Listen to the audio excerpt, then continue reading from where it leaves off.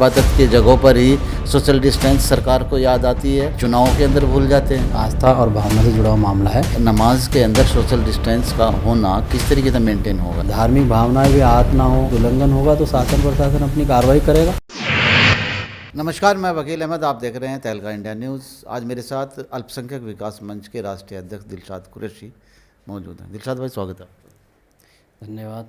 दिलशाद भाई, आप एक बात बताइए, अल्पसंख्यक विकास मंच के आप राष्ट्रीय अध्यक्ष हैं। हाल ही में जैसे हालात इस वक्त अपने प्रदेश के बन रहे हैं, लॉकडाउन की प्रक्रिया भी कुछ ऐसी तब्दील कर दी गई है और आज से तरावी की नमाज भी जो है शुरू होने वाली है।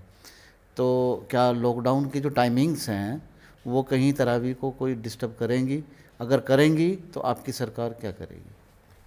देखिए, सबसे पहले तो मैं रमज़ान की और नवरात्रि की सबको पूरे देश और प्रदेश के लोगों को मुबारकबाद पेश करता हूं। और लॉकडाउन की जो आपने बात कही, इसमें जो रात की हमारी नमाज़ होती है तरावी की, उसके लिए थोड़ा संशय था, क्योंकि नमाज जो होती है तरावी की वो लगभग 10:30 तक 10:15 तक पूरी होती है। तो उसको लेकर के हमारा भी प्रयास रहा, मेरी भी कई माननीय मुख्यमंत्री जी के यहाँ उनके जो प्यारों हैं, उनके जो करीबी लोग, उनसे बात हुई थी, तो हमने वहाँ तक उनसे संदेश पहुँचाया था। तो उसमें तय ये हुआ है कि 10:30 तक माननीय मुख्यमंत्री जी ने कर्फ्यू का समय बढ़ा दिया है। तो उसमें 10:15 तक तरावी की नमाज़ अदा हो जाएगी।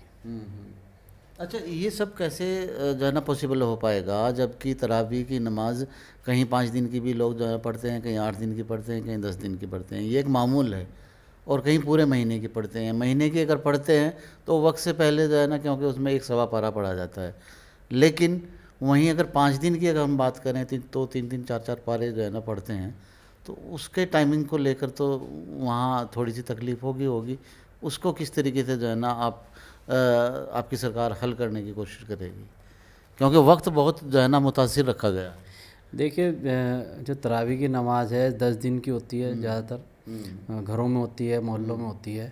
वो तो वहाँ पे उसी तरह से मैनेज हो जाएगी। मेन मामला जो कर्फ्यू लगा हुआ है वो नगर निगम क्षेत्र में है। तो उसको देखते हुए मस्जिदों में जो शहर की मस्जिदें हैं, ज़्यादातर वहाँ पे दिक्कत आने की संभावना थी, क्योंकि शहर में जब नमाज अदा होगी और 10:15 बजे लोग निकलेंगे, 10 बजे कर्फ्यू का टाइम था, तो वहाँ पे दिक्कत आ रही थी। तो उसी को देखते 10:30 का जो टाइम किया गया है, 8:15 बजे अभी 15 दिन तक ईशा का टाइम शुरू होगा और उसके बाद ये टाइम थोड़ा बढ़ता रहता है। तो उसको देखते हुए 10:30 का टाइम किया गया है। मैं समझता हूँ जो शहर की हमारी मस्जिदें हैं, जहाँ कर्फ्यू लागू है नगर निगम क्षेत्रों में, अगर वहाँ से नमाजी निकलते थोड़ा एक माहौल ऐसा लगता है कि कर्फ्यू की कुछ उल्लंघन हो रहा है, तो उसको देखते माननीय मुख्यमंत्री जी ने आज 10:30 बजे का टाइम किया है। और जैसे नवरात्रि भी चल रहे हैं हमारे, उनको भी इनके मन में यही बात आई कि आस्था और भावना से जुड़ा हुआ मामला है, इसको समय को बढ़ाया जाए। अच्छा, आस्था और भावना की आपने बात कही है, क्योंकि नवरात्रों में भी मैं अक्सर देखता हूँ कि कहीं जो है ना जागरण भी होते हैं, माता की चौकी भी लगाई जाती है और बहुत से मामले जो है ना लेट हो जाते हैं। तो अगर कोविड के नियमों का उल्लंघन होता है, जो जो आदेश आप लोगों को निगम की तरफ से या डीएम की तरफ से दिए गए हैं, तो उनके पालन ना करने वालों के खिलाफ क्या कुछ कार्रवाई होगी? देखिए, ये तो जो सोशल डिस्टेंसिंग का है, मास्क का और कर्फ्यू का उल्लंघन है, वो तो जो शासन प्रशासन के आदेश हैं, मैं समझता हूँ शहर के या हर इलाके के लोगों को उसको फॉलो करना चाहिए।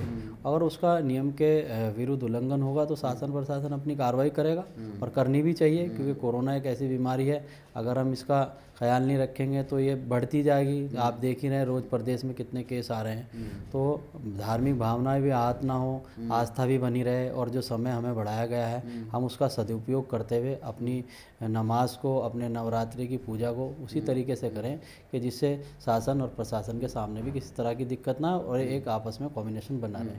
अच्छा, वैसे आप भारतीय जनता पार्टी के वरिष्ठ नेता भी हैं, तो मैं व्यक्तिगत तौर से आपको ये बात जो है ना पूछ रहा हूँ कि कैसे पॉसिबल है ये, क्योंकि नमाज के अंदर सोशल डिस्टेंस का होना किस तरीके से मेंटेन होगा? ये व्यक्तिगत राय आपकी क्या है? क्योंकि क्या सिर्फ इबादत के वक्त पर या इबादत के जगहों पर ही सोशल डिस्टेंस सरकार को याद आती है, या चुनावों के अंदर भूल जाते हैं? देखिए पहले जब लॉकडाउन लगा था तो लॉकडाउन पूरा कंप्लीट था, तब नमाज घरों में अदा की गई थी, तब भी हमने नमाज घरों में पढ़ी थी। और जो भी हमारी पूजा वगैरह थी, मंदिर में जाना बंद था, वो भी मंदिर अपने घरों में पूजा वगैरह की गई थी। तो इसी तरह से आज भी वही मसला है रमज़ान का। तो जैसे सोशल डिस्टेंसिंग पहले मस्जिदों में होकर के नमाज अदा की गई, इसी तरह से अब अदा की जाएगी।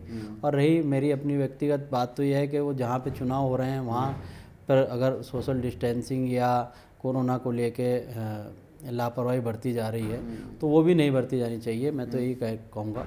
लेकिन वहाँ क्या मामला है, किस तरह के हैं, क्या रिज़ल्ट आ रहे हैं, वो वहाँ की सरकार देखेगी क्या है। वैसे आपकी तरफ से अपील क्या है? मेरी तरफ से तो ये अपील है, ये पूरे विश्व में फैली बीमारी है और हमारे देश में भी प्रतिदिन जो पहले लॉकडाउन लगा था और जो कोरोना की बीमारी फैली थी उसका आंकड़ा अब डबल हो चुका है।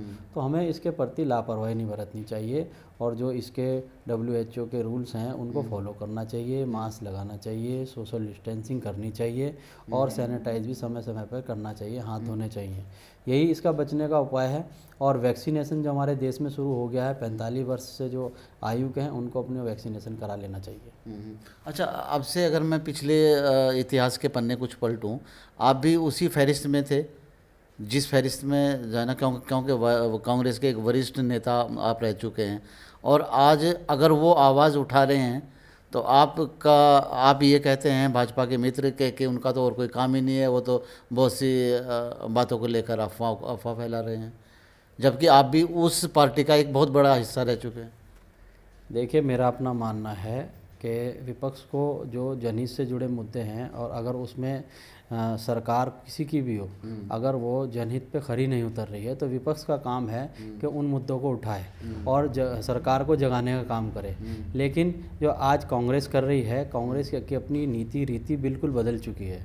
वो जनहित के मुद्दों को कम उठाते हैं लेकिन अफवाह फैलाने का काम ज़्यादा करते हैं। तो देश का हर नागरिक समझदार है और वो इस चीज़ को समझता है और समय समय पे इसी भावना को देखते हुए कि कांग्रेस अफवाह फैलाती है, जनहित मुद्दों को कम उठाती है, एक ह्यूमर फैलाने का भाजपा के खिलाफ काम करती है, समय समय पर इसका देश की जनता ने उन्हें जवाब दिया है। आज पूरे धराशायी हो गए हैं पूरे देश के अंदर, है ना, अस्तित्व खो चुके हैं अपना, ये आपके सामने है। अच्छा चलिए, आखिरी सवाल, क्या भाजपा जनहित के मुद्दों को पर कार्य कर रही है? हाँ, जनहित के मुद्दों पे क्यों नहीं कार्य कर रही है। आप देख लो, हमारे अभी नवनियुक्त मुख्यमंत्री तीरथ सिंह रावत जी ने कितने कार्य किए हैं। अभी जो एक मामला हुआ था, हमारा जो अधिग्रहण था हरिद्वार में मंदिरों का, उसको वापस लेने का काम भी माननीय मुख्यमंत्री जी ने किया है। और बहुत सी चीज़ें एकदम उन्होंने कोरोना काल में अभी 15 दिन का क्वारंटाइन रहते हुए उन्हें वर्चुअल माध्यम से पूरे निर्देश दिए हैं ज़िले के अधिकारियों को, और जो भी वहाँ पे सहूलियतें, जो भी सुविधाएं पहुँचा करने का काम उन्होंने वर्चुअल माध्यम से निर्देश जारी किए हैं। तो सरकार पूरे एक्टिव मोड में है। एक्टिव मोड में, चलिए बहुत बहुत शुक्रिया आपका। चलिए, मैं हाजी दिलशाद कुरैशी से बातचीत के दौरान इनका साफ तौर से कहना है कि भाजपा वाकई जनहित के कार्य कर रही है, लेकिन जनाब आप ये खुद जानते हैं कौन कितना कार्य कर रहा है और विपक्ष अपनी भूमिका कितनी निभा रहा है। लेकिन जनता खुद समझदार है, खुद समझती है कि हाँ, कौन सी सरकार उनके लिए कितना और उनके हितों पर काम करती है। आप देखते रहिए तहलका इंडिया न्यूज़। मुझे दीजिए इजाज़त, नमस्कार।